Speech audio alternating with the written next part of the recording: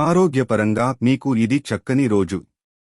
మీ ప్రశాంతమైన సంతోషకరమైన మానసిక స్థితి మీకు అవసరమైన శక్తినిచ్చి ఆత్మవిశ్వాసంతో ఉండేలాగా చేస్తుంది.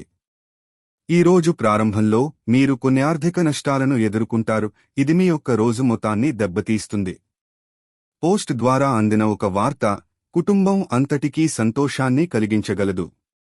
మీ లవర్తో పగలు, ప్రతీకారాలతో ఉండడం వలన ఒరిగేదేమీ లేదు, దానికి బదులు మీరు ప్రశాంతమైన మనసుతో ఆమెకి మీ ఆలోచనలను చక్కగా వివరించడం జరగాలి. జీవితంలో బాగా స్థిరపడినవారు మీ భవిష్యత్ ధోరణుల గురించి మంచి చెడ్డలు చెప్పగలిగిన వారితోనూ కలిసుండండి.